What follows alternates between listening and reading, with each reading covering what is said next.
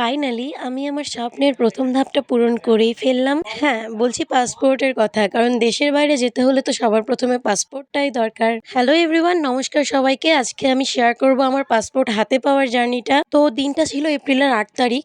যেদিন আমি পাসপোর্ট করতে দিতে গেছিলাম। আমার জেলা যেহেতু গাইবান্ধা, তো আমাকে পাসপোর্ট করতে দেওয়ার জন্য গাইবান্ধাতেই যেতে হয়েছিল।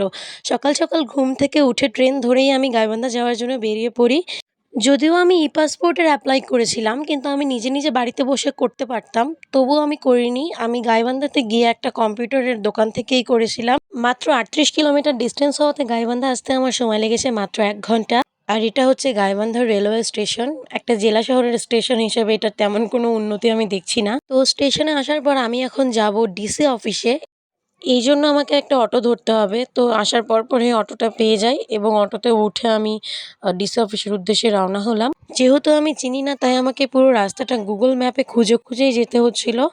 অটোওয়ালা কাকু আমাকে ডিসি অফিসের সামনে নামিয়ে দিয়েছে। এখন আমি যাচ্ছি ডিসি অফিসের ওখানে।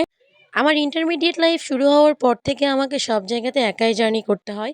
যেহেতু বাবা আর মা দুজনেই বাইরে কাজ করে, তাই তারা আমার সাথে কোথাও যেতে পারে না, প্রচণ্ড ব্যস্ত থাকে। তো এই হলো ডিসি অফিস, বিশাল বড় অফিস। আমি তো দেখেই অবাক হয়ে গেছিলাম। যেহেতু একটা ডিস্ট্রিক্টের সম্পূর্ণ কাজই এখানে হয়, তো অফিসটা তো বড় হবেই। গুগল ম্যাপে আমি দেখেছিলাম ১০২ নাম্বার রুমে পাসপোর্টের কথা বলা হয়েছিল। তো আমি ওই রাস্তা দিয়ে যাচ্ছিলাম ১০২ নাম্বার রুম খুঁজতে। ১০২ নাম্বার রুম খুঁজতে, খুঁজতে আমি দেখলাম এখানে একটা আদালতও আছে এবং এর মধ্যে কোনো কেস নিয়ে কথা চলছিল হয়তো। তো ডিসি অফিসে আসার পর জানতে পারলাম এখন আর পাসপোর্টের কাজ এখানে করা হয় না। পাসপোর্টের জন্য আলাদা অফিস হয়েছে।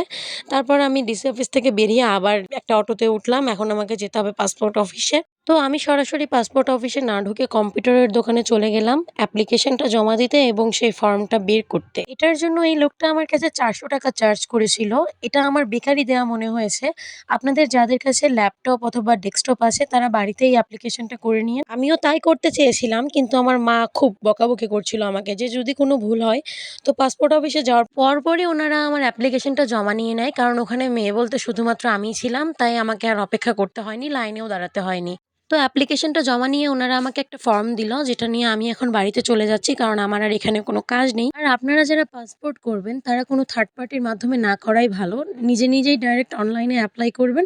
তারপরে অফিসে গিয়ে কাগজপত্র জমা দেবেন। এতে খরচটাও কম হবে এবং থার্ড পার্টিকে এক্সট্রা করে টাকাও খাওয়াতে হবে। আমি যা বুঝলাম আমার পাসপোর্টটা আমি একাই করতে পারতাম। শুধু, শুধু আমার মায়ের জন্য আমাকে বেশ কিছু টাকা গচ্চা দিতে হয়েছে, যেটা দেওয়ার কোনো প্রয়োজন ছিল না। তো স্টেশনে চলে আসার পর আমি একটা কোক আর একটা চিপস নিয়ে নিলাম।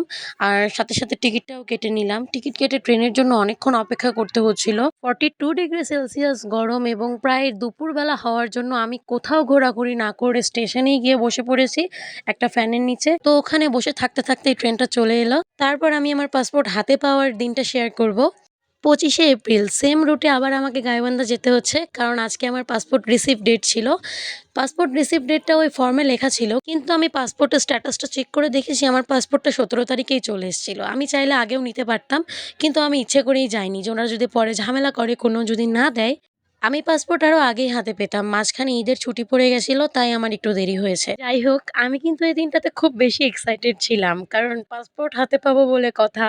তো পাসপোর্ট অফিসে চলে এসেছি এবং আজকে আমাকে ৫ মিনিটও ওখানে লেট করতে হয়নি। আমি যখনই ওদেরকে ওই স্লিপটা দিয়ে দিলাম, তার পরপরই ওরা আমাকে পাসপোর্ট দিয়ে দিয়েছে। কোনো লাইনে দাঁড়াতে হয়নি, কোনো ঝামেলা পোহাতে হয়নি। আমি তো খুবই খুশি পাসপোর্টটা পাওয়ার পরে, কারণ আমি আমার স্বপ্নের ১ম ধাপ পূরণ করে ফেলেছি। তো পাসপোর্ট হাতে পেয়ে আজকে আর আমি সঙ্গে, সঙ্গে বাড়ি যাইনি। আমি গেছিলাম গাইবান্ধা পৌর পার্কে। ওখানে গিয়ে আমি হালকা পাতলা খাওয়া-দাওয়া করলাম, যেহেতু আমি সকালবেলা কিছুই খেয়ে আসিনি। এটা হচ্ছে গাইবান্ধা পৌর পার্ক। তেমন কিছুই নেই এখানে। একটা জেলা শহর হিসেবে শুধুমাত্র একটা পার্কই আছে। একটা চিকেন ফ্রাই খাওয়ার পরে আমি এখন একটা কোক খুঁজছিলাম।